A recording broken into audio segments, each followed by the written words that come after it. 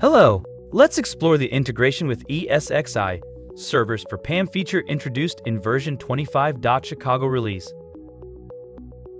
First, let's understand the business need behind this feature. Many enterprises depend on VMware for their core IT operations, presenting an opportunity for Saviynt PAM to extend its support to customers using VMware infrastructure. Elastic SkyX Integrated, or ESXi servers, have the ability to enable an SSH interface, which may be used to integrate with those servers. They host virtualization environments where virtual machines, VMs, are created. Therefore, managing these ESXi servers is critical from a security standpoint. Now, let's find the enhancement. Saviynt PAM supports VMware infrastructure, enabling organizations to easily manage and govern administrative access to VMware ESXi environments. It strengthens security and compliance by ensuring all privileged access is controlled, auditable, and aligned with enterprise policies. Saviynt PAM introduces enhanced capabilities for managing VMware ESXi hosts through the PAM platform for the ESXi 7.x.x and ESXi 8.x.x versions. Administrators can now utilize PAM's centralized framework to securely manage, monitor, and audit privileged access to ESXi infrastructure. VMware ESXi servers provide the capability to enable an SSH interface, which allows secure access, and this interface can be leveraged to integrate Saviynt PAM with ESXi servers. It enables end users to access ESXi servers via both credentialless and credential-based SSH methods. Saviynt PAM provides secure and flexible access to Elastic SkyX integrated ESXi servers through vaulting, certificate-based authentication, and ephemeral session management. Let's look at some of the key features of this integration that enable effective privileged access management for ESXi servers. Centralized access control. Enforce standardized access policies across ESXi environments to eliminate dependence on shared root credentials. File transfers to ESXi servers are supported for centrally managing them, ensuring that only authorized ESXi administrators can access and perform privileged operations on ESXi servers based on their defined roles. Credential vaulting. Securely store ESXi administrative credentials in a centralized vault with automated rotation capabilities. Session monitoring. Monitor and record SSH sessions to ESXi hosts, ensuring complete visibility and accountability. Just-in-time access. Provide time-bound privileged access supported by role-based permissions and approval workflows. Audit and compliance readiness. Maintain comprehensive audit logs and integrate with SIEM systems to meet regulatory and reporting requirements. All activities performed by the user through session launches will be monitored, controlled, and blacklisted for risky commands. Strengthen security. Minimize the risk of insider threats and credential compromise through policy-driven access controls and continuous monitoring. Let's understand a few of the enhancements and configurations in the ESXi integration. The first is Master ESXi PAM Template UNEX. A new master template has been introduced that helps you define all the required parameters for connecting to the ESXi target. Next, server type as ESXi to indicate that this connection represents ESXi server.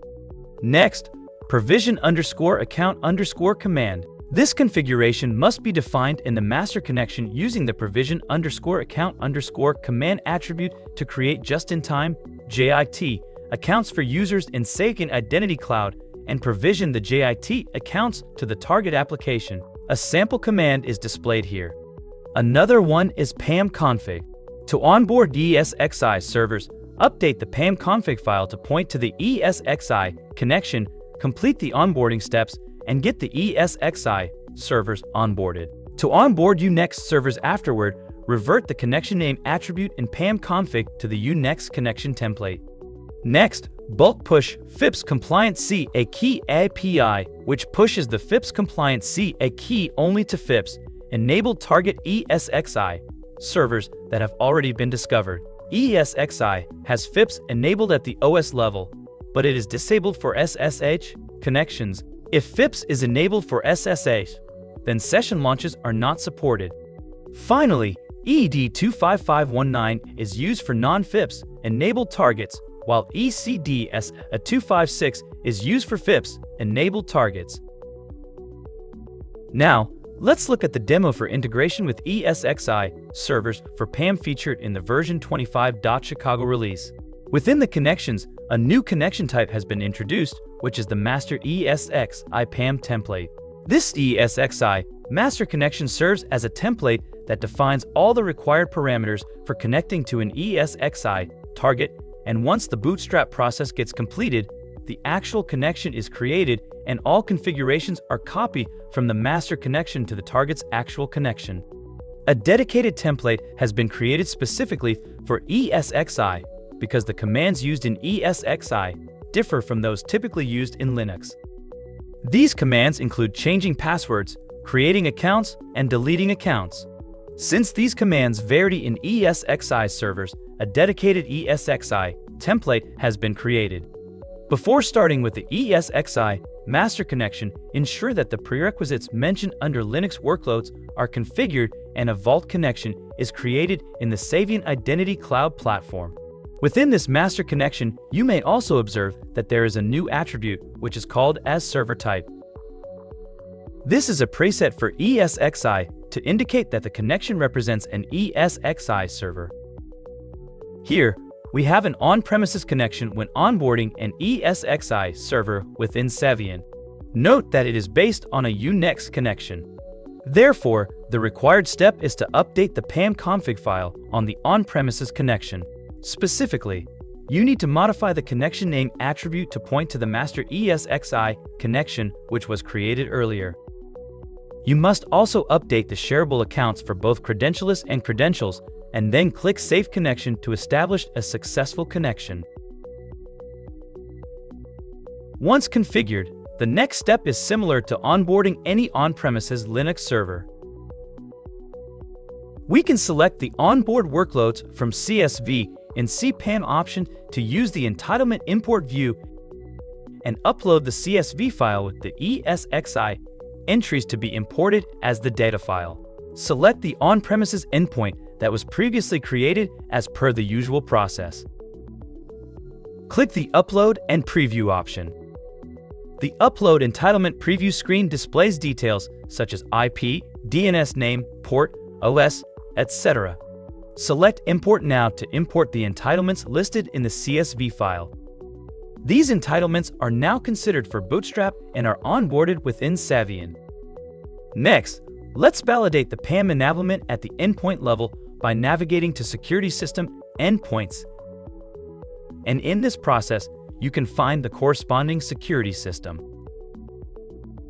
It will also have an associated connection created by the PAM Bootstrap process. Going back to the endpoint, let's validate the PAM enablement at the endpoint level. The PAM enabled field shows as on, and from the on-premises onboarding process that was done earlier. We may also find the credential and credentialless accounts under the account details. You may recall that these accounts were given as shareable accounts within the on-premises connection. Once the onboarding process is completed, these accounts will be reflected as Firefighter ID, and we can validate by selecting any of the accounts to ensure that they are PAM enabled at the account level as well. Similarly, it would be PAM enabled as on for the credential account too.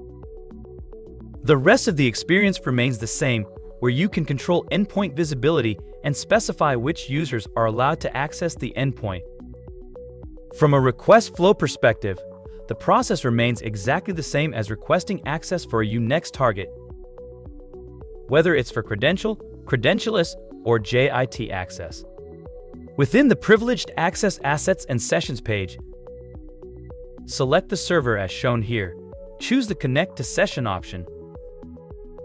select the credentialless account, specify the time period and justification for access, and then submit the request.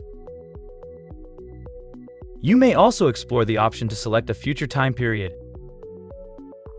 Due to the auto-refresh capability, you may observe that the Launch Session option appears. Select it to launch the session and connect to the SSH gateway to perform privileged activities. If you need to extend the session, you can choose to extend the timing by selecting this option. You can provide the details of the time for the extension and the justification. And click Extend. You may observe that the time has been extended, and let's say the task is completed. Then, you can choose to end the session by this option and select End Session. Similarly, you may submit requests for credential or JIT access request submission for the same on-premises target server. You may also attempt executing restricted commands to verify that they're properly blocked, from a monitoring perspective as well. Within the Manage PAM Sessions page in the UI, administrators can view the detailed session, and if an administrator chooses to take an action, they may go ahead and do so, such as terminate session. Then, the user's active session will be immediately terminated. This is how Saviynt extends its PAM capabilities to support ESXi servers seamlessly. Thank you for watching.